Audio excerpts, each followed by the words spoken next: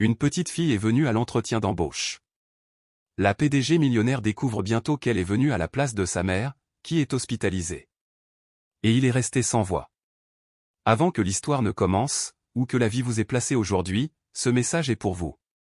L'imposant siège social en verre de Meridian Enterprises brillait sous la lumière du soleil matinal. Emma Harrison ajusta son sac à dos et regarda le bâtiment de 50 étages. À seulement 7 ans, elle mesurait à peine 1,20 m dans une robe bleue soigneusement repassée et un cardigan blanc, sa tenue pour une occasion spéciale que maman avait préparée la veille. « Tu peux le faire, Emma », murmura-t-elle en serrant le porte-document en cuir usé qui contenait le CV de sa mère. Ses couettes blondes miel ondulaient tandis qu'elle hochait la tête avec une détermination silencieuse. Dans le hall, des cadres en costume sur mesure se déplaçaient rapidement sur des sols en marbre poli. Emma s'approcha du bureau de réception, se mettant sur la pointe des pieds pour voir par-dessus le comptoir. « Excusez-moi », dit-elle d'une voix faible mais ferme. « J'ai un rendez-vous à 9 h avec Monsieur Alexander Reynolds. » La réceptionniste, Diane selon sa plaque signalétique, leva les yeux de son ordinateur, une expression déconcertée se répandant sur son visage. « Désolé, ma puce. Es-tu perdu? Où sont tes parents? » Emma redressa les épaules. « Ma mère s'appelle Rebecca Harrison. Elle a un entretien pour le poste de chef de projet. » Elle a posé le portefeuille sur le comptoir. « Je suis ici à sa place. » La confusion de Diane s'approfondit. « Ce n'est pas comme ça que se passent les entretiens, ma chérie. Il faut que ta mère vienne elle-même. » Elle ne peut pas, la voix d'Emma tremblait légèrement. Elle est à l'hôpital. Ils l'ont emmenée hier soir parce qu'elle ne pouvait plus respirer correctement. Mais, elle a vraiment besoin de ce travail. Un homme de grande taille, vêtu d'un costume anthracite impeccablement coupé, s'était arrêté à proximité, son attention attirée par cette conversation inhabituelle. Alexander Reynolds, PDG de Meridian Enterprises, était connu dans toute la communauté des affaires de Chicago pour son efficacité impitoyable et son brillant esprit stratégique. Ce pourquoi il n'était pas connu, c'était pour changer son emploi du temps pour qui que ce soit. « Diane, quelle est la situation ici ?» Sa voix grave résonnait facilement dans le hall. « Monsieur Reynolds, cette petite fille dit qu'elle est ici pour l'entretien de chef de projet à la place de sa mère. » Reynolds s'approcha, étudiant Emma avec des yeux bleus perçants. À 45 ans, ses cheveux poivre et sel et sa présence imposante intimidaient généralement même les cadres chevronnés. « Jeune fille, quel est votre nom ? » Emma Harrison, monsieur, répondit-elle en croisant son regard directement. Ma mère m'a appris qu'il est important de regarder les gens dans les yeux quand on leur parle. Une pointe d'amusement passa sur le visage de Reynolds. Et où est exactement ta mère? Hôpital Northwestern Memorial. Elle a une pneumonie, mais les médecins disent qu'elle ira mieux dans quelques jours. Les petits doigts d'Emma dézippèrent le portefeuille.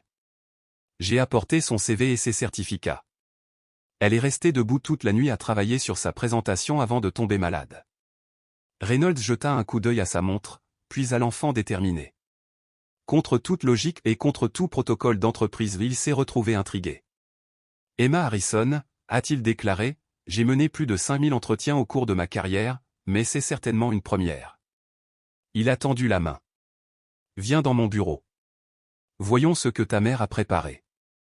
La bouche de Diane s'ouvrit tandis que Reynolds guidait Emma vers l'ascenseur exécutif. Monsieur, dit Emma alors que les portes se fermaient. Maman dit que je suis trop jeune pour boire du café, mais je sais comment en faire si tu en veux. Pour la première fois depuis des années, Alexander Reynolds ria sincèrement. Il n'avait aucune idée que cette rencontre inattendue allait tout changer. Reynolds fit signe à Emma de s'asseoir dans le fauteuil moelleux en face de son grand bureau. Le soleil du matin traversait les fenêtres du sol au plafond, illuminant un mur de réalisation et de couverture de magazines d'affaires mettant en vedette son visage sévère. « Alors, Emma, dit-il en la regardant ranger soigneusement le portefeuille de sa mère sur ses genoux. Parlez-moi des qualifications de votre mère. » Emma ouvrit le classeur en cuir avec un soin particulier. Maman est chef de projet depuis 8 ans. Elle a travaillé chez Westlac Solutions jusqu'à leur fermeture le mois dernier. Son petit doigt traçait le CV. Elle possède une certification PMP et un MBA de Northwestern. Reynolds haussa un sourcil, visiblement impressionné par le vocabulaire de l'enfant. « Et pourquoi ta mère veut-elle travailler chez Meridian ?»« Parce que nous avons besoin de l'assurance maladie, répondit honnêtement Emma. Et parce qu'elle dit que votre entreprise fait un travail important qui aide les gens. La franchise de sa réponse a pris Reynolds au dépourvu.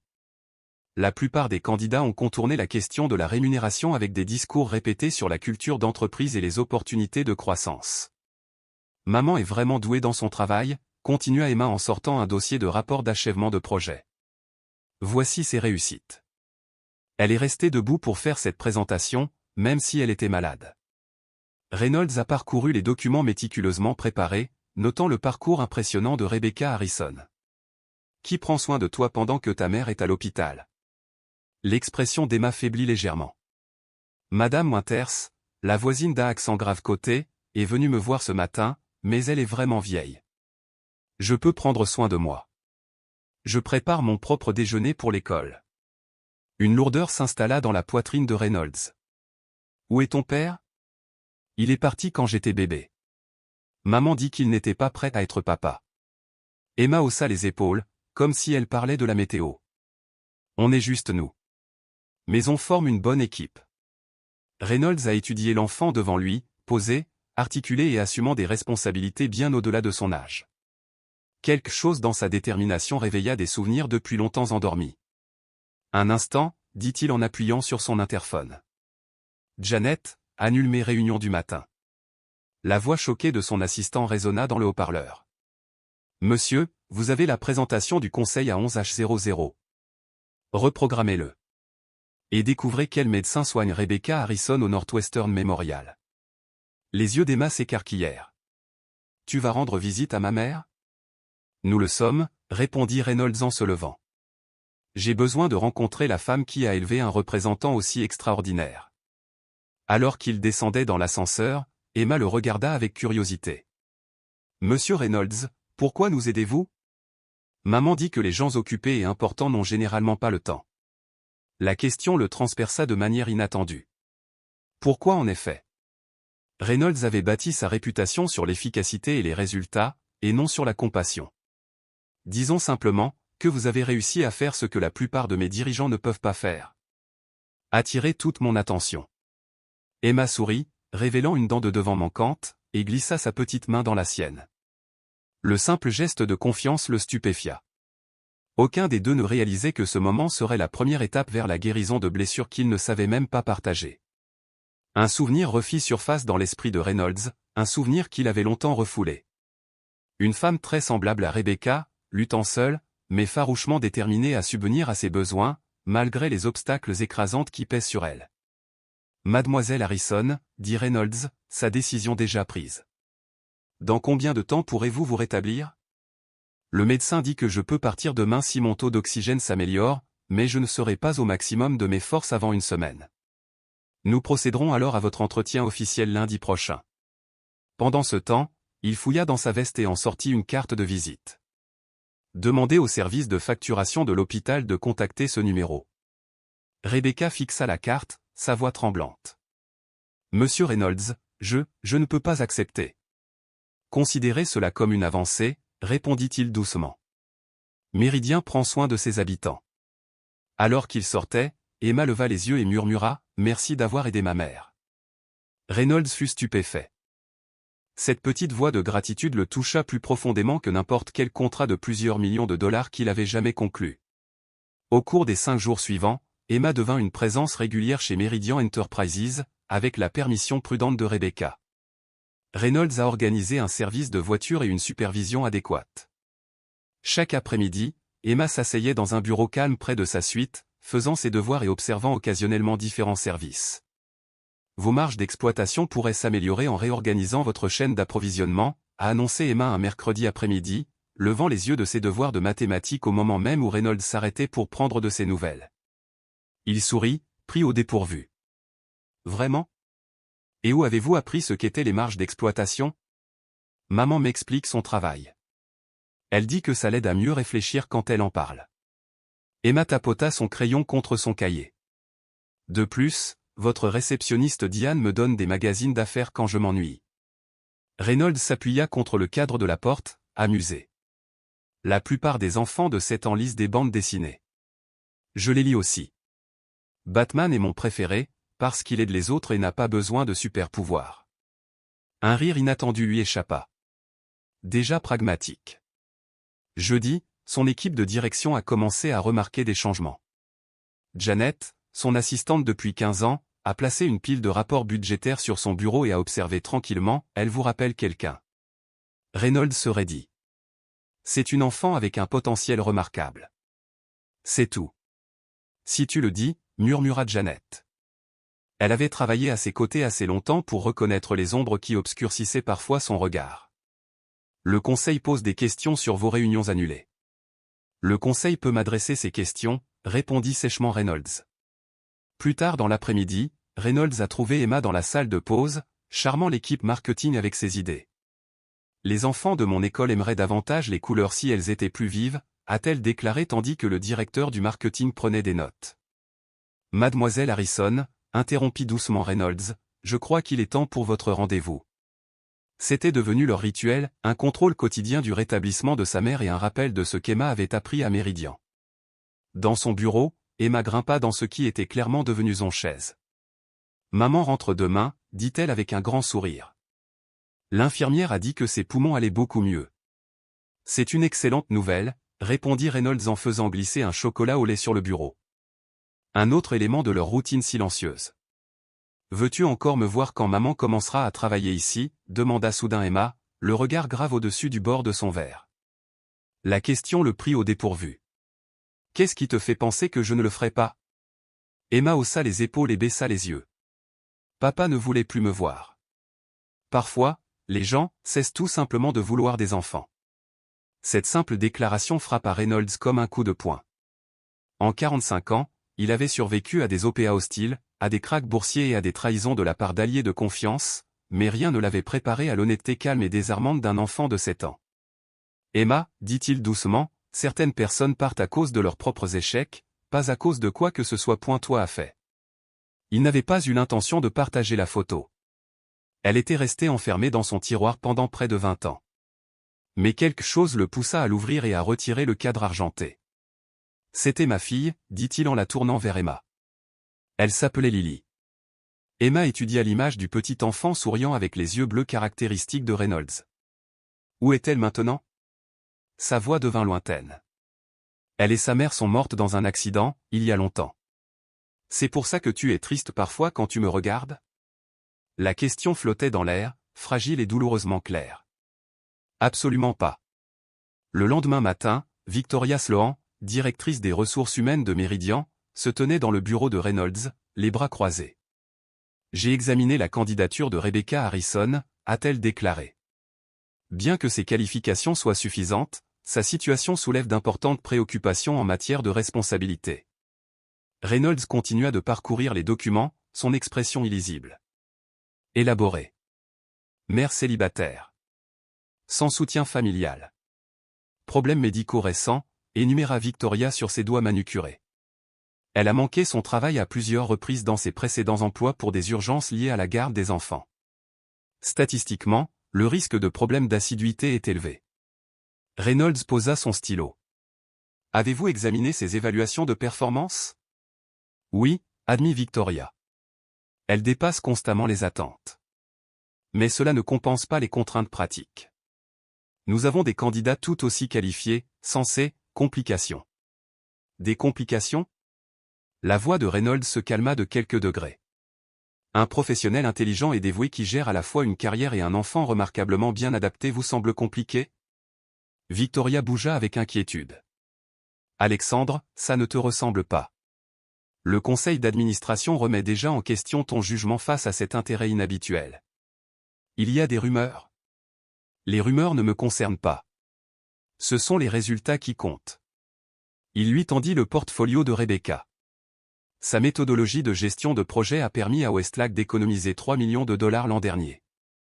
C'est le seul facteur qui compte. Plus tard dans l'après-midi, James Whitfield, le plus vieil ami de Reynolds et directeur financier de Méridian, a fermé la porte du bureau derrière lui. Alex, nous devons parler. Reynolds ne leva pas les yeux. Si c'est à propos de Rebecca Harrison. C'est vrai, confirma James en s'installant dans un fauteuil. Mais pas pour les raisons que tu imagines. Il a étudié Reynolds attentivement. Il ne s'agit pas seulement de trouver un chef de projet qualifié, n'est-ce pas? La mâchoire de Reynolds se serra. Ses qualifications parlent d'elles-mêmes. Je te connais depuis 30 ans, dit James doucement. Je ne t'avais pas vu comme ça depuis Caroline et Lily. Ne le fais pas, prévint Reynolds. Mais James a continué. Vous avez construit des murs si hauts que le tableau vous appelle la machine dans votre dos. Puis cet enfant arrive, et soudain, vous annulez des réunions et payez des factures d'hôpital. Quel est ton argument, James? Ce que je veux dire, c'est qu'il faut être prudent. Pas seulement professionnellement. Personnellement. Il s'est penché en avant. Si vous voyez des fantômes de ce qui aurait pu être, c'est une position vulnérable à partir de laquelle opérer. Reynolds se tourna vers la fenêtre, regardant l'horizon de Chicago. Saviez-vous qu'Emma prépare elle-même son déjeuner? Depuis l'âge de 5 ans. Elle vérifie le planning des médicaments de sa mère. Elle sait gérer la facturation hospitalière. Il secoua la tête. Elle a 7 ans, James. Lily aurait eu 19 ans cette année, dit James doucement. Le silence qui suivit fut sa propre réponse. Après le départ de James, Reynolds ouvrit à nouveau le tiroir et en sortit le cadre argenté. Le visage rieur de Caroline le regarda alors qu'elle tenait Lily, âgée de 2 ans, sur ses genoux. « Que penseriez-vous de moi si je m'impliquais là-dedans » demanda-t-il au photographe. « Est-ce que je vois des fantômes ou une occasion de faire enfin quelque chose de bien ?» Comme toujours, l'image n'offrait aucune réponse. Seulement des souvenirs.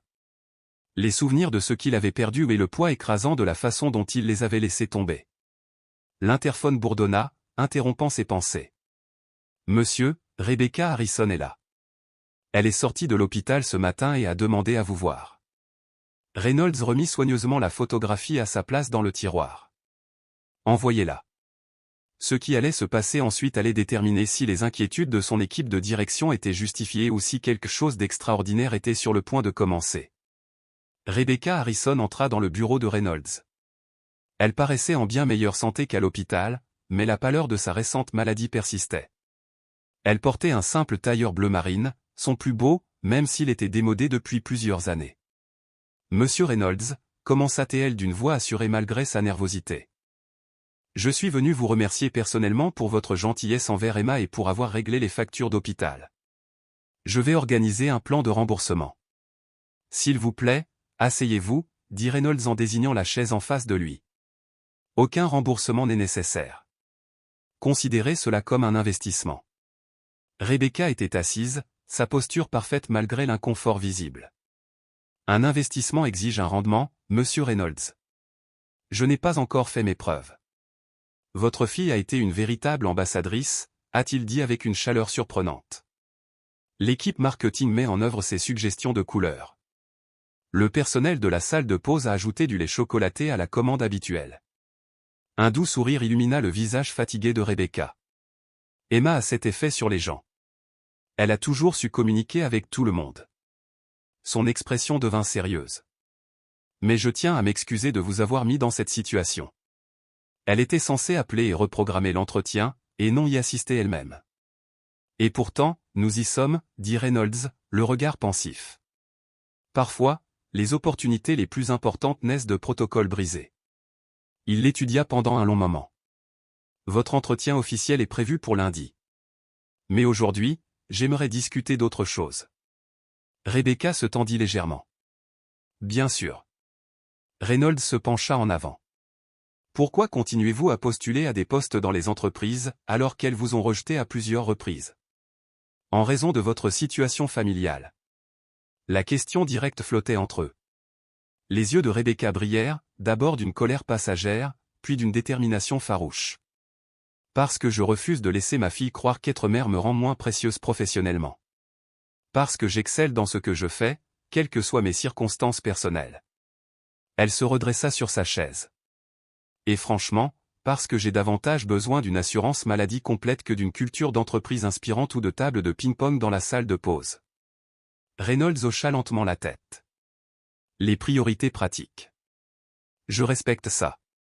Il marqua une pause, puis demanda, si vous étiez embauché, comment géreriez-vous les inévitables urgences, les maladies d'Emma, les fermetures d'écoles? De la même manière que je les ai toujours gérées, avec des plans d'urgence et des systèmes de secours, répondit Rebecca sans hésitation.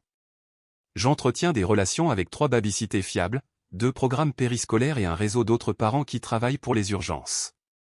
Elle se pencha légèrement en avant. Monsieur Reynolds, je comprends vos inquiétudes. Tous les employeurs en ont. Mais ils oublient que les parents isolés sont les travailleurs les plus efficaces qui soient. Nous n'avons pas le temps pour les jeux politiques ou les déjeuners prolongés. Nous priorisons sans relâche et optimisons chaque minute, parce que c'est nécessaire. Reynolds l'observa, visiblement impressionné par sa franchise. Puis il prit une décision qui allait changer à jamais la culture de Meridian. Madame Harrison, je voudrais vous proposer le poste, avec une modification importante au package standard. Il fit glisser un dossier sur le bureau. Ceci décrit un programme pilote que je mets en œuvre, des modalités de travail flexibles avec un soutien à la garde d'enfants d'urgence pour les employés ayant des responsabilités familiales.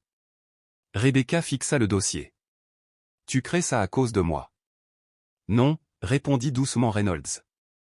Je l'ai créé parce qu'il y a 17 ans, ma femme Caroline a essayé de reprendre le travail après la naissance de notre fille. Toutes les entreprises qu'elle a contactées n'ont vu que des complications, pas son talent. Il regarda directement Rebecca. J'étais trop absorbé par la construction de Meridian pour remarquer à quel point cela l'a détruite. La révélation flottait dans l'air entre eux. Que s'est-il passé? Demanda doucement Rebecca. Le visage de Reynolds s'assombrit à cause d'une vieille douleur. Elle se rendait à un autre entretien lorsqu'un camion a traversé le terre-plein central. Emma me rappelle ce que Lily aurait pu devenir. La compréhension apparut dans les yeux de Rebecca. C'est pour ça que tu nous as aidés au départ? Peut-être, a-t-il reconnu, mais la détermination de votre fille et vos qualifications se justifient par elles-mêmes. Il a tendu la main. Le poste est à vous, si vous le souhaitez. Alors que Rebecca lui serrait la main, aucun d'eux n'aurait pu prédire à quel point cette décision transformerait non seulement leur vie, mais aussi celle d'innombrables parents qui travaillent chez Meridian Enterprises dans les années à venir. 2 mois après l'arrivée de Rebecca Harrison chez Meridian Enterprises, la dynamique de l'entreprise avait subtilement changé. L'expertise de Rebecca en gestion de projet s'est rapidement révélée précieuse, son approche méthodique ayant permis de rationaliser les opérations dans plusieurs services. Le programme pilote d'aménagement de travail flexible s'est étendu au-delà de son poste, avec 5 autres employés participant désormais à ce que Reynolds avait officiellement nommé l'initiative Family Forward. Les projections trimestrielles montrent une augmentation de 12% de la productivité des membres de l'équipe participant, a expliqué Rebecca lors de sa présentation au comité de direction. Elle se tenait avec assurance à la tête de la table, ses diapositives présentant des indicateurs clairs. Les taux de rétention sont en hausse et le recours au congé de maladie a en réalité diminué. Victoria Sloan, la directrice des ressources humaines qui s'était initialement opposée à l'embauche de Rebecca, observait la situation avec un scepticisme à peine voilé. 2 mois, c'est à peine suffisant pour déterminer la viabilité à long terme, a-t-elle noté. Que se passe-t-il lorsque l'effet de nouveauté s'estompe? C'est pourquoi nous suivons les indicateurs hebdomadaires plutôt que trimestriels, a rétorqué Rebecca avec assurance. Nous pouvons identifier et résoudre les problèmes en temps réel, plutôt que de les découvrir des mois plus tard. Reynolds observa l'échange avec une satisfaction discrète. Rebecca avait prouvé qu'elle était non seulement compétente, mais exceptionnelle, naviguant avec habileté dans les méandres de la politique d'entreprise tout en obtenant des résultats constants. L'initiative est maintenue, a-t-il annoncé, mettant fin au débat. Rebecca, élargissait le programme pour inclure 15 postes supplémentaires d'ici le prochain trimestre. Plus tard dans l'après-midi, Reynolds retrouva Emma à son poste habituel, un petit bureau dans un coin du bureau de Rebecca, où elle travaillait sur ses devoirs après les cours. Cet arrangement avait d'abord suscité quelques interrogations, mais Reynolds avait clairement indiqué que les enfants des employés étaient les bienvenus dans les zones prévues à cet effet, si nécessaire. Monsieur Reynolds? Emma leva les yeux de son projet scientifique. Maman aide Monsieur Davison à résoudre le problème de la chaîne d'approvisionnement. Comme je l'ai dit. Reynolds sourit. C'est ce que j'ai entendu. Ta mère est vraiment impressionnante. Elle l'a toujours été, répondit Emma d'un ton neutre. Avant, les gens ne le remarquaient tout simplement pas. Cette simple observation a semblé profondément vraie à Reynolds. Combien de talents les entreprises américaines ont-elles négligés parce que leur situation ne correspondait pas aux normes traditionnelles? Emma, dit-il en s'asseyant sur la chaise à côté de son bureau, que dirais-tu de m'aider sur un projet spécial? Ses yeux s'écarquillèrent d'intérêt. Quel genre de projet? Je pense créer un espace ici à Méridian pour les enfants dont les parents travaillent tard, une sorte de centre d'activité et de devoirs. Qu'est-ce qui en ferait un endroit idéal pour des enfants de votre âge? Emma réfléchit sérieusement à cela. Des livres pour différents niveaux de lecture, des espaces calmes et collectifs, des collations saines, pas seulement des biscuits, même si les biscuits sont les meilleurs. Et peut-être des étudiants pour aider aux devoirs. Reynolds a sorti son carnet et a commencé à écrire. Et pendant les vacances scolaires? Pendant l'heure qui a suivi, le PDG et l'enfant ont élaboré ce qui allait devenir le célèbre programme Bridge de Méridian, un système de garde d'enfants et de soutien éducatif sur place qui allait révolutionner l'intégration entre vie professionnelle et vie privée dans les entreprises américaines. Ce soir-là, alors que Rebecca terminait son travail, elle trouva Reynolds et Emma en pleine conversation, entourés de dessins et de notes. « Dois-je m'inquiéter de cette conspiration ?» demanda-t-elle avec amusement. « Maman. On aménage un espace enfant pour Méridian » s'exclama Emma. Rebecca haussa un sourcil en direction de Reynolds. « Ça a l'air cher. »« C'est un investissement » a-t-il corrigé, un investissement qui rapportera des dividendes pendant des années. Alors qu'ils marchaient ensemble vers l'ascenseur, Rebecca étudia le profil de Reynolds. « Tu as changé depuis notre première rencontre » a-t-elle observé. « Pour le meilleur ou pour le pire ?»« C'est nettement mieux » répondit-elle. « Le personnel ne vous appelle plus la machine. » Reynolds parut surpris. « Tu as entendu parler de ça ? Les ragots au bureau vont vite » sourit Rebecca. « Maintenant, on t'appelle la révolutionnaire. » Alors que les portes de l'ascenseur se fermaient, Reynolds se rendit compte que certaines révolutions ne commençaient pas par de grands manifestes, mais par une simple question d'enfant. Pourquoi les choses ne peuvent-elles pas être différentes? Ce que personne chez Méridian n'avait réalisé, c'est que la transformation de l'entreprise avait attiré l'attention indésirable de ceux qui préféraient le statu quo et ils se préparaient à riposter. La réunion trimestrielle du conseil d'administration a débuté comme toutes les autres, avec la présentation des rapports financiers et des points sur la planification stratégique. Alexander Reynolds était assis en bout de table, écoutant James Whitfield présenter les derniers chiffres. Le chiffre d'affaires global est en hausse de 7% par rapport à la même période l'an dernier, a indiqué James. On note notamment une hausse de 22% de la productivité des services participant à l'initiative Family Forward. Plusieurs membres du conseil d'administration ont hoché la tête en signe d'approbation, mais Gerald Harrington, le membre le plus âgé du conseil d'administration et ancien PDG de Méridian, s'est raclé la gorge de manière explicite. Bien que ces chiffres soient impressionnants, j'ai entendu des inquiétudes quant à la culture d'entreprise, a déclaré Harrington, fort de ses 30 années chez Méridian. On a l'impression que nous devenons une simple garderie plutôt qu'une société de services financiers de premier plan. Reynolds garda une expression neutre. Pourriez-vous développer des enfants sur le lieu de travail? Des horaires flexibles. Des possibilités de télétravail, a précisé Harrington. Ces solutions peuvent intéresser certains groupes démographiques, mais nos principaux clients attendent stabilité et tradition. Morgan Stanley n'apporte pas de gobelet à bec verseur lors des réunions clients. Victoria Sloan acquiesça d'un signe de tête. J'ai reçu plusieurs plaintes de cadres supérieurs concernant le bruit et les perturbations. Hier encore, un analyste junior a été aperçu en train de jouer à la balle avec un enfant dans le couloiret. C'était ma fille, dit doucement Reynolds. Le piège, c'était un jeu de mathématiques que j'avais créé pour l'aider à apprendre ses tables de multiplication. La pièce devint silencieuse. Alex Harrington se pencha en avant, son ton s'adoucissant en une inquiétude paternaliste. Personne ne remet en question votre autorité pour mettre en œuvre de nouveaux programmes. Mais des rumeurs circulent sur votre investissement personnel dans l'affaire Harrison. Votre objectivité est remise en question. Reynolds sentit une froideur familière s'installer sur lui, l'armure émotionnelle qu'il portait depuis des années avant qu'Emma et Rebecca n'entrent dans sa vie. Mes investissements personnels n'ont aucune importance. Les chiffres parlent d'eux-mêmes, a-t-il répondu d'un ton neutre. Si notre objectif est de maximiser la valeur actionnariale, l'initiative a fait ses preuves. La tension dans la salle s'est légèrement atténuée, mais Reynolds savait que ce n'était que la première salve de ce qui allait devenir une bataille prolongée. Après la réunion, James resta en arrière. Gérald n'est pas le seul à s'inquiéter, Alex. Victoria a rassemblé des informations, elle a documenté chaque incident mineur impliquant des enfants sur les lieux et a suivi les retards de projet des travailleurs flexibles. Laissez-la faire, répondit Reynolds. Les données corroborent notre position. Ce n'est pas seulement une question de données, a averti James. C'est une question de pouvoir et de perception. Gerald exerce toujours une influence considérable sur les anciens membres du conseil d'administration. Ils perçoivent ces changements comme un rejet de l'entreprise qu'ils ont bâtie. Reynolds a rassemblé ses papiers. Il est peut-être temps que l'entreprise. Ils ont bâti, ils ont évolué. Ce soir-là, Reynolds se retrouva à se rendre non pas à son luxueux Penthouse, mais à la modeste maison de ville de Rebecca à Lincoln Park. Il avait été invité à dîner un simple remerciement pour avoir encadré Emma. Rebecca avait insisté. Le décor familial qui l'accueillit contrastait fortement avec le champ de bataille impitoyable qu'il avait laissé derrière lui.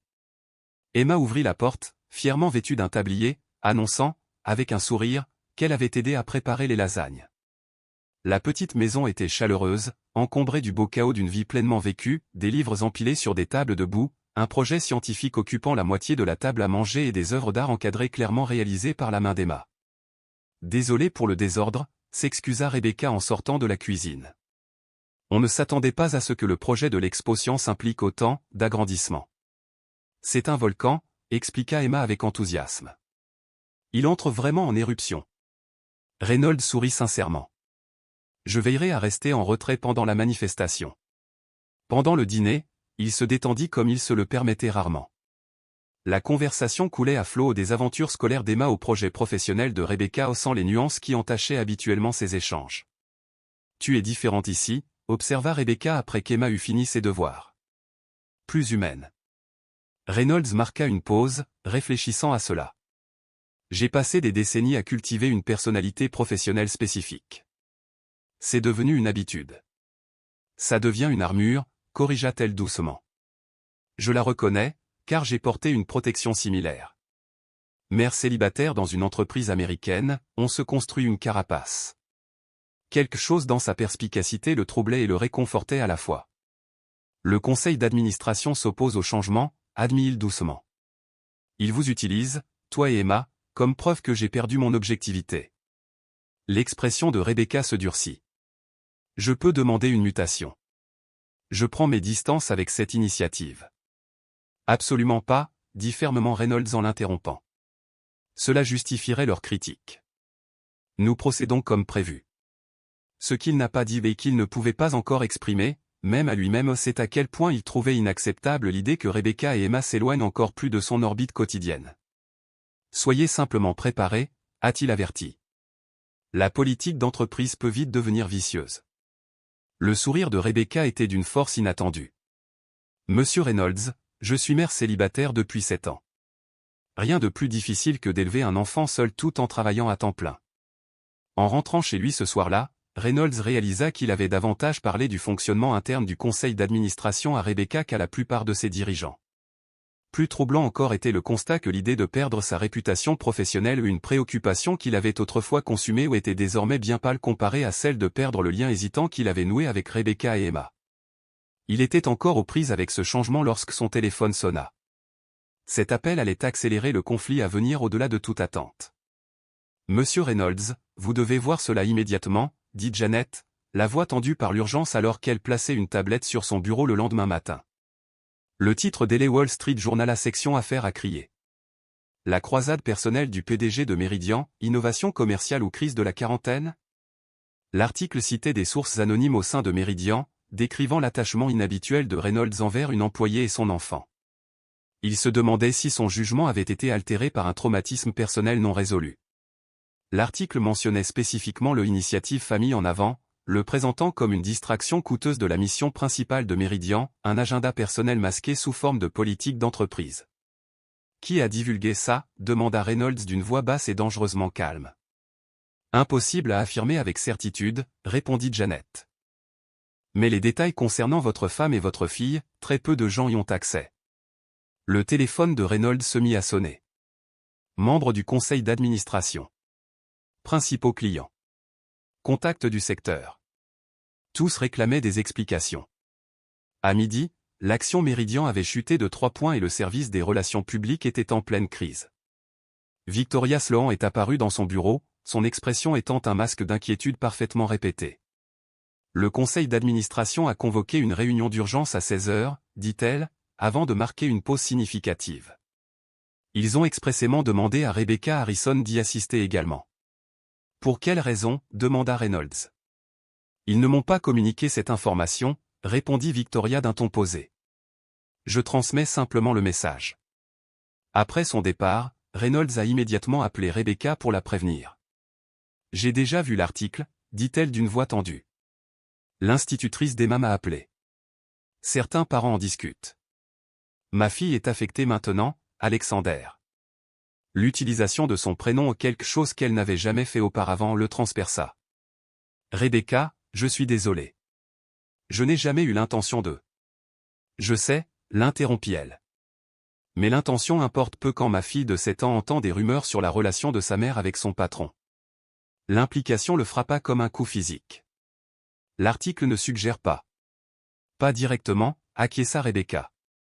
Mais ça implante l'idée. Tu sais comment ça marche.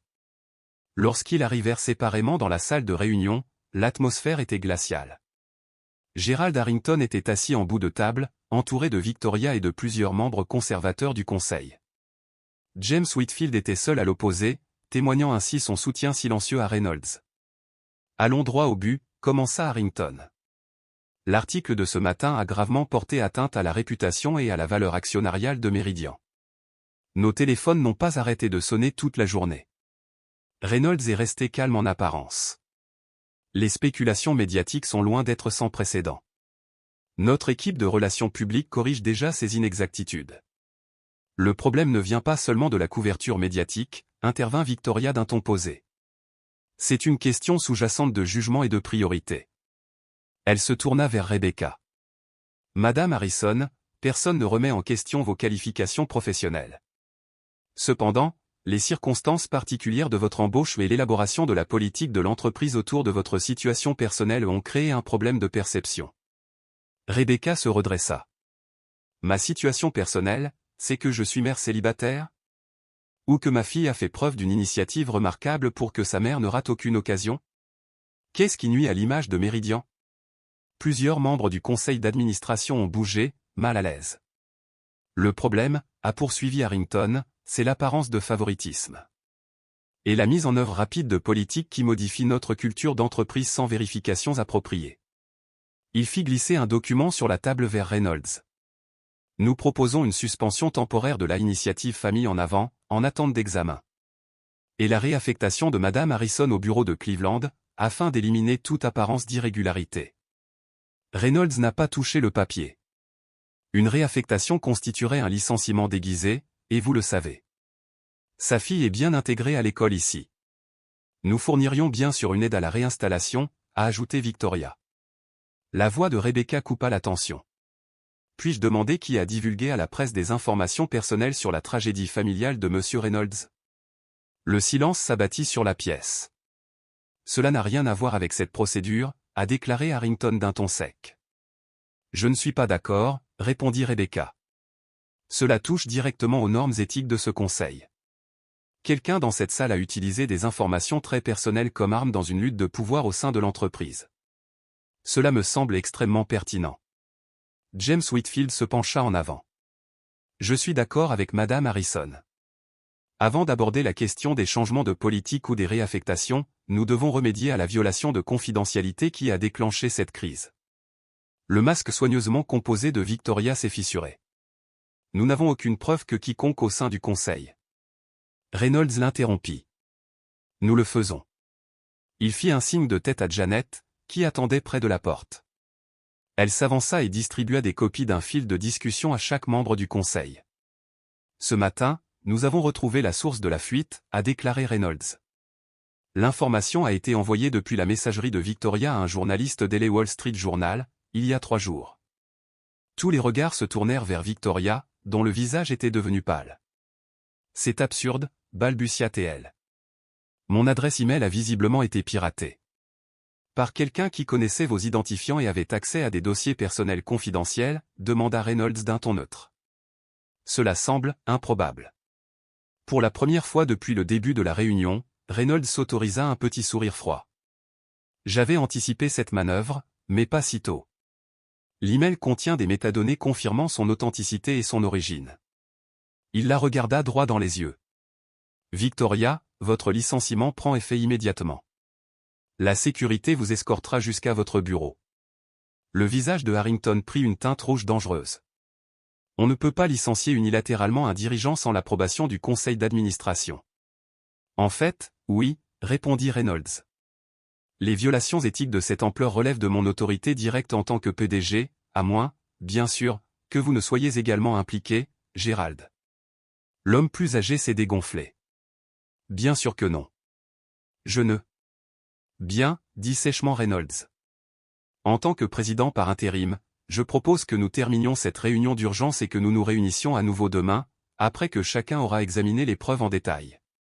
Alors que les membres du conseil sortaient certains pâles, d'autres visiblement stupéfaits et l'équilibre des pouvoirs avait indéniablement changé. D'autres, secrètement ravis de la chute de Victoria, ne dirent rien. Rebecca resta assise. Tu savais que ça allait arriver, observa-t-elle une fois qu'ils furent seuls. Reynolds hocha la tête. Je me doutais que Victoria finirait par agir. Elle s'oppose à tout changement de politique progressiste depuis des années, et pas seulement à ceux qui vous concernent. Pourquoi ne m'as-tu pas prévenu? Son calme professionnel laissait transparaître une certaine douleur. Parce que ta réaction sincère était cruciale. Si tu avais été préparé, quelqu'un aurait pu soupçonner une collusion. Il hésita. Je suis désolé pour l'impact sur Emma, cependant. Je ne l'avais pas anticipé. Rebecca a rassemblé ses papiers. Elle est plus forte que tu ne le penses. Plus forte que quiconque ne le pense. Elle s'arrêta à la porte. Pour ce que ça vaut, je crois en ce que vous essayez de construire ici, une entreprise où la réussite ne nécessite pas de sacrifier la famille. C'était plus que temps. En partant, Reynolds réalisa que la victoire de l'entreprise paraissait bien mince comparée à la confiance personnelle qu'il avait pu altérer. La bataille était gagnée, mais la guerre tant professionnelle que personnelle était loin d'être terminée. 3 semaines après le licenciement de Victoria, la controverse s'était en grande partie apaisée. L'action Méridian s'était redressée. Les médias s'étaient tournés vers des scandales plus récents. L'initiative « Famille en avant » s'est non seulement poursuivie, mais s'est également développée, incluant désormais 25 postes répartis dans différents services. La gestion du programme par Rebecca a été exemplaire, avec des indicateurs complets de suivi de la productivité et de la satisfaction des employés. Même les anciens sceptiques du conseil d'administration ont commencé à reconnaître l'intérêt commercial de l'initiative, en particulier lorsque les entreprises concurrentes ont commencé à mettre en œuvre des programmes similaires pour suivre le rythme de l'innovation de Méridian. Tout se déroulait sans problème, jusqu'au jour où Gérald Harrington entra sans prévenir dans le bureau de Reynolds, fermant fermement la porte derrière lui. « Nous devons parler, Alex, dit-il sans préambule. À propos de votre avenir avec Méridian. » Reynolds s'appuya contre le dossier de sa chaise. « Je n'étais pas conscient que mon avenir était en jeu. » Harrington plaça un épais dossier sur le bureau entre eux. Le conseil d'administration a procédé à une évaluation de la direction de l'entreprise et de la planification de sa succession. Il s'agit d'une procédure standard pour toute entreprise de notre taille. Et alors? Demanda Reynolds, même s'il pressentait déjà la direction que cela prenait. Votre vision à long terme pour Méridian suscite des inquiétudes. Les changements que vous avez récemment mis en œuvre, bien que bien intentionnés, représentent un écart important par rapport à l'identité établie de l'entreprise. Reynolds a ouvert le dossier pour trouver une proposition formelle pour sa transition vers un rôle de conseiller au cours des 6 prochains mois, avec Harrington revenant en tant que PDG par intérim pendant qu'une recherche de leadership permanent était menée. Je vois, dit doucement Reynolds. Son coup d'état soigneusement orchestré. Harrington a eu la grâce de paraître mal à l'aise. C'est inutilement dramatique, Alex. Personne ne remet en question ta contribution à Méridian. L'entreprise prospère sous ta direction depuis 15 ans. Mais il est peut-être temps de... Pourquoi, Gérald? Un retour aux politiques du passé? L'abandon d'innovation qui améliore manifestement nos résultats et la vie de nos employés. Pour l'équilibre, corrigea Harrington. Pour vous assurer que, dans votre cheminement personnel vers la guérison, vous ne transformez pas une entreprise entière en fonction de vos regrets individuels. Les mots frappèrent avec précision, trouvant la vulnérabilité que Reynolds avait soigneusement dissimulée. Mon parcours personnel n'a aucune importance, répondit-il froidement. Les indicateurs soutiennent chaque changement que j'ai mis en œuvre. Harrington soupira. Les chiffres ne font pas tout, Alex. La culture compte, La tradition aussi. Les attentes de nos clients de longue date comptent. Il s'arrêta. Et votre relation avec la famille Harrison a créé des complications qui vont au-delà des mesures. Je n'ai pas de relation avec la famille Harrison, a rétorqué Reynolds, même si, même à ses propres oreilles, le déni sonnait creux. Pas vrai, demanda doucement Harrington. Vous avez été photographié lors des événements scolaires de l'enfant. Vous avez dîné chez lui à plusieurs reprises. Vous avez lancé une initiative d'entreprise complète qui a commencé par s'adapter à sa situation particulière. J'ai soutenu un employé précieux et j'ai reconnu le potentiel d'une application plus large de ce soutien, a corrigé Reynolds. Tout lien personnel est secondaire. Harrington l'étudia pendant un long moment. La réunion du conseil d'administration a lieu vendredi à 14 h. Tu as jusqu'à cette date pour examiner la proposition de transition. Si tu t'y opposes, Alex, ça va mal tourner. La presse fouillera plus profondément dans ton histoire personnelle, dans ton intérêt pour les Harrison. Veux-tu vraiment qu'Emma se retrouve à nouveau prise entre deux feux? Après le départ de Harrington, Reynolds resta assis, immobile, réfléchissant à ses options. Il pouvait se battre. Il avait encore des alliés au conseil d'administration, et les chiffres de performance étaient de son côté. Mais Harrington avait raison sur un point, une bataille publique ramènerait inévitablement Rebecca et Emma sous les projecteurs. Comme si elle avait été appelée par ses pensées, on frappa doucement à sa porte et Emma jeta un coup d'œil à l'intérieur. « Monsieur Reynolds, maman a dit que je pouvais vous montrer les résultats de mon concours scientifique. » Elle s'est précipitée à l'intérieur, portant un ruban bleu et des photos de son expérience d'éruption volcanique. Pendant les 15 minutes qui suivirent, Reynolds écouta attentivement Emma expliquer les réactions chimiques impliquées dans son projet, son visage rayonnant d'enthousiasme pour la découverte. Les machinations d'entreprise qui avaient occupé sa matinée semblaient lointaines mais en quelque sorte moins importantes face à sa joie simple. « Emma, dit-il lorsqu'elle s'arrêta pour reprendre son souffle. Que penseriez-vous si je ne travaillais plus chez Meridian ? » Son expression devint sérieuse.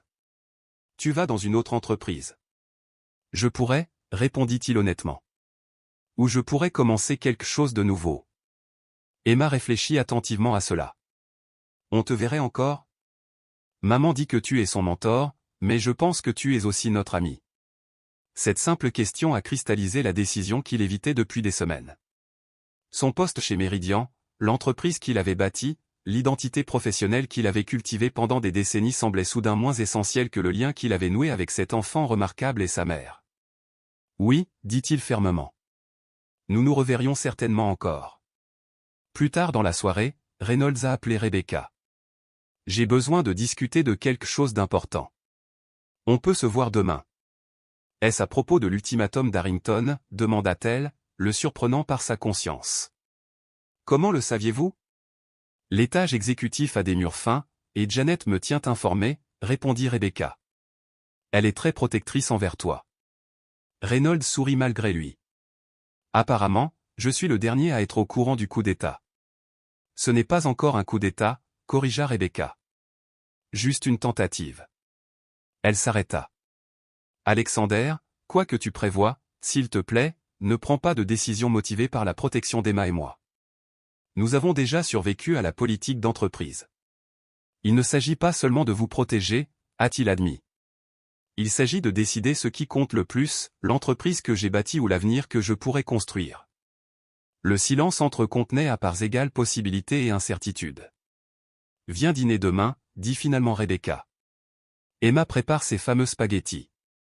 On pourra discuter après qu'elle soit couchée. » Alors que Reynolds raccrochait, il réalisa que pour la première fois depuis la perte de Caroline et Lily, il prenait des décisions basées non pas sur des regrets passés, mais sur des espoirs futurs. Quoi qu'il soit arrivé à Meridian, quelque chose de fondamental avait changé dans l'orientation de sa vie. Du regard passéiste, il se tournait vers l'avenir. Ce qu'il ne pouvait pas savoir, c'est que le lendemain apporterait une révélation qui changerait tout. L'enveloppe en papier craft est arrivée par courrier à 10h37, marqué personnel et confidentiel pour Alexander Reynolds. Janet le posa sur son bureau avec un regard curieux, mais ne posa aucune question aux l'une des nombreuses raisons pour lesquelles il appréciait sa discrétion. À l'intérieur, Reynolds a trouvé des documents provenant des dossiers privés de Gerald Harrington, des copies des procès-verbaux des réunions du conseil d'administration d'il y a 18 ans, des dossiers personnels et des notes de service internes. Un post-it disait simplement : « Vous devriez savoir contre quoi vous vous battez réellement. Un ami. Alors que Reynolds lisait les documents, ses mains commencèrent à trembler. Les documents ont révélé une politique systématique mise en œuvre pendant le mandat de Harrington en tant que PDG, qui ciblait spécifiquement l'embauche et la rétention des femmes en âge de procréer, en particulier celles qui avaient déjà des enfants.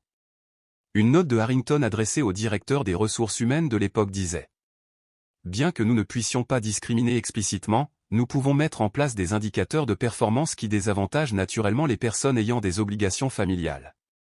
Cela permet à nos employés de rester concentrés et libres de toute contrainte. Un autre document présentait une liste d'employés qui étaient tombés enceintes alors qu'elles travaillaient chez Meridian, avec des notes retraçant leurs départs éventuels, tous dans les 18 mois suivant leur retour de congé de maternité. Le modèle était indéniable et délibéré. Le plus troublant était une mention spécifique de Caroline Reynolds dans une présentation au conseil d'administration datant de 2 décennies plus tôt. L'épouse de notre directeur financier, Alexander Reynolds, a demandé un retour à temps partiel après son congé de maternité. Nous recommandons de refuser cette demande, car cela créerait un précédent problématique pour les conjoints de cadre. Reynolds se rassit, les souvenirs s'abattant sur lui comme des vagues, la frustration croissante de Caroline alors qu'elle essayait de retourner au travail après la naissance de Lily, sa dépression lorsque les entreprises rejetaient les unes après les autres ses propositions de travail flexible, les disputes qu'ils avaient eues lorsqu'il lui avait suggéré de simplement rester à la maison avec Lily, comme les autres femmes de cadre. Le dernier document du paquet était une coupure de journal sur l'accident qui avait tué Caroline et Lily, avec une note manuscrite qui semblait être l'écriture de Harrington. Dénouement tragique. Assurez-vous que l'AR reste concentré sur le travail. C'est la meilleure façon de se distraire du deuil. La vision de Reynolds était brouillée par un mélange de rage et de chagrin. Toutes ces années, il s'en était voulu d'avoir été trop absorbé par la construction de Meridian pour subvenir correctement aux besoins de Caroline. Il n'avait jamais pensé que son mentor, Harrington, avait activement bloqué son retour professionnel.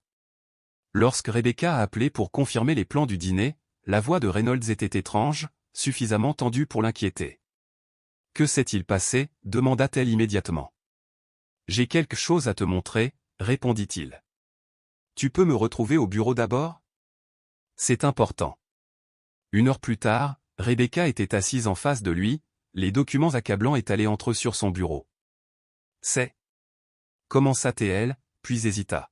« Discrimination systématique » conclut Reynolds d'un ton grave. Délibérément conçu pour exclure les mères qui travaillent tout en maintenant un déni plausible. Rebecca étudia attentivement les documents. Son calme professionnel laissa place à une colère visible. Et Harrington était derrière tout ça ? Le même homme qui essaie de vous évincer parce que vous êtes trop progressiste ? Pas seulement derrière, dit Reynolds en la regardant dans les yeux. Il l'a créé. Il l'a mis en œuvre. Et il était apparemment fier de son efficacité, y compris avec ma femme, Caroline. La compréhension apparut dans l'expression de Rebecca. C'est pourquoi cela a été si personnel pour vous. L'initiative famille en avant, ce n'est pas seulement une question d'efficacité, ni même de faire ce qu'il faut. Il s'agit de rédemption, admit doucement Reynolds. Réparer un tort dont j'ignorais l'existence jusqu'à aujourd'hui. Rebecca tendit la main par-dessus le bureau, touchant brièvement sa main la première fois qu'elle initiait un contact physique entre eux. Alexandre, ça change tout. Le conseil doit voir ces documents. Harrington a trop d'alliés, a rétorqué Reynolds. Ils diront que ce sont des politiques dépassées, obsolètes. Ils les minimiseront, les rationaliseront. Alors on ne montre pas seulement le tableau, dit Rebecca, la voix dure et déterminée. On montre tout le monde. Que veux-tu dire ? Transparence, a-t-elle expliqué. Une transparence totale de l'entreprise, sur les échecs passés et les corrections actuelles. Nous publions un rapport complet sur les pratiques historiques de Meridian concernant les parents qui travaillent, reconnaissons les échecs et détaillons les améliorations mesurables réalisées dans le cadre de l'initiative Family Forward. Reynolds a réfléchi aux implications. Ce serait sans précédent. Exactement, acquiesça Rebecca. Aucune entreprise ne dévoile volontairement ses erreurs passées de cette façon. Ce faisant, nous présentons Meridian non pas comme parfaite, mais comme une entreprise courageusement engagée dans le progrès. Ce n'est pas seulement une politique d'entreprise, c'est un mouvement. Alors qu'ils discutaient de stratégie tard dans l'après-midi, Reynolds s'est surpris à admirer non seulement la perspicacité professionnelle de Rebecca, mais aussi sa lucidité morale. Elle n'abordait pas la situation en victime de discrimination, mais en stratège, déterminée à instaurer un changement systémique. Il y a encore une chose, dit Reynolds, alors qu'il s'apprêtait à partir dîner. Ces documents, ils ne changent pas seulement notre façon d'aborder les réunions du Conseil. Ils changent ma compréhension des 17 dernières années de ma vie. Rebecca observa son visage. Que vas-tu faire de cette compréhension? Je ne sais pas encore, a-t-il admis. Mais pour la première fois depuis leur perte, j'ai l'impression d'être sur la voie que Caroline aurait voulu suivre. Ce soir-là, chez Rebecca, Reynolds vit Emma servir fièrement son dîner de spaghettis, accompagné de pain à l'ail qu'elle avait aidé à préparer. La scène familiale le frappa d'une émotion inattendue. C'était ce qui lui avait manqué toutes ces années, ce dont il s'était isolé après avoir perdu sa famille.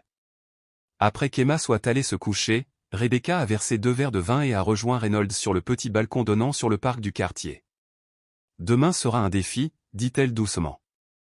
Harrington ne se laissera pas faire sans se battre. Je suis préparé à ça, répondit Reynolds. Ce à quoi je suis moins préparé, c'est ce qui vient après. Rebecca se tourna vers lui. Que veux-tu dire? Reynolds a choisi ses mots avec soin. Pendant 17 ans, je me suis défini par ce que j'ai perdu et par ce que j'ai construit pour me distraire de cette perte. Méridian est devenu mon identité parce que je n'avais rien d'autre. Il s'arrêta et baissa les yeux. Mais ces derniers mois, en vous regardant avec Emma, en étant incluse dans vos vies, j'ai commencé à me rappeler qu'il existe d'autres façons de mesurer le succès.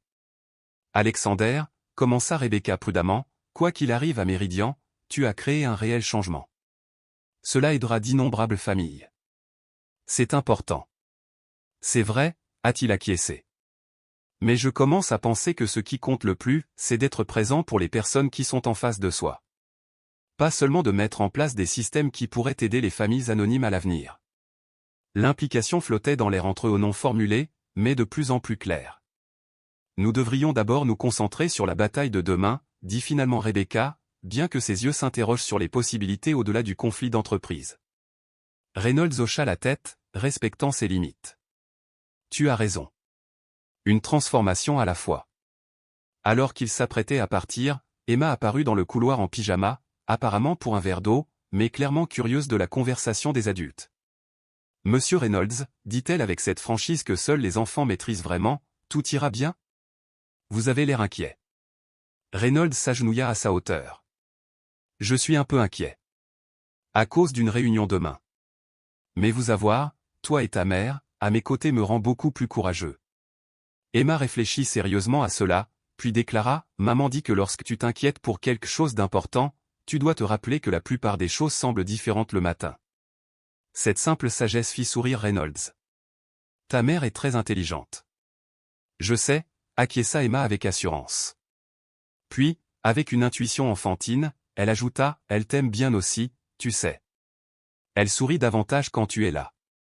Alors que Rebecca ramenait doucement sa fille au lit avec un regard embarrassé vers Reynolds, il réalisa que quoi qu'il arrive à la réunion du conseil d'administration de demain, la transformation la plus significative s'était déjà produite, non pas dans la politique de l'entreprise, mais dans son propre cœur.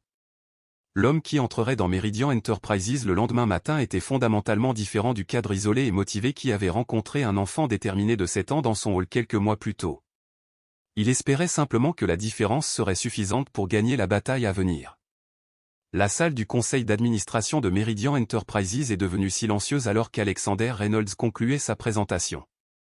Les preuves des politiques discriminatoires de Harrington étaient visibles pour chaque membre du conseil d'administration, des décennies d'exclusion systématique, méthodiquement documentées et impossibles à nier.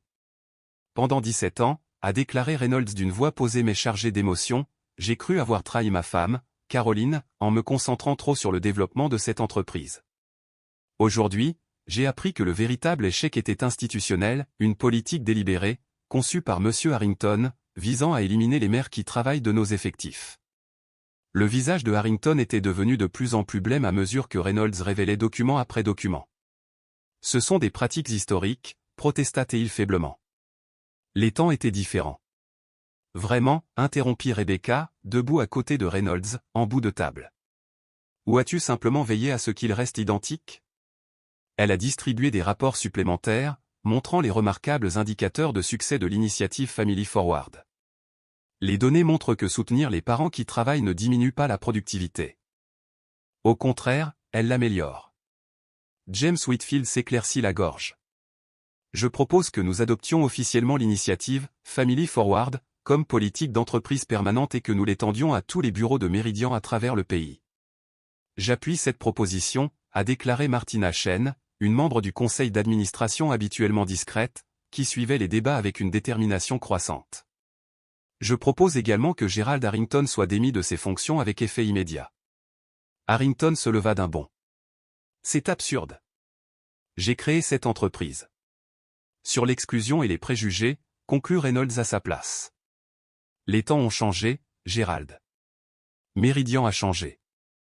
Le vote a été décisif, 11 voix contre 3 en faveur de la révocation de Harrington et de la mise en œuvre permanente de l'initiative. Alors que la sécurité escortait l'ancien PDG hors du bâtiment, Reynolds sentit un poids se soulever, non seulement la menace immédiate pour sa position, mais un fardeau plus profond qu'il portait depuis la perte de Caroline et Lily.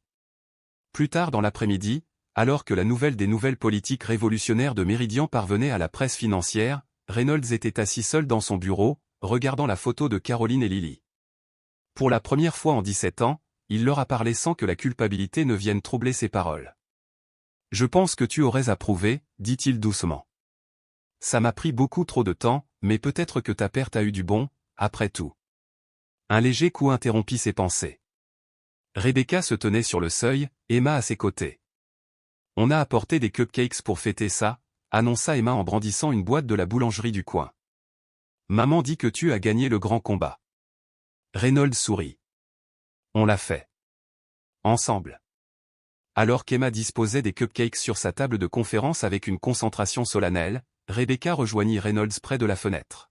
« Que se passe-t-il maintenant » demanda-t-elle doucement. « Sur le plan professionnel, nous mettons en œuvre l'initiative à l'échelle nationale, puis à l'échelle du secteur. J'ai déjà reçu des appels de 3 entreprises concurrentes demandant des consultations. » Il se tourna pour lui faire face complètement.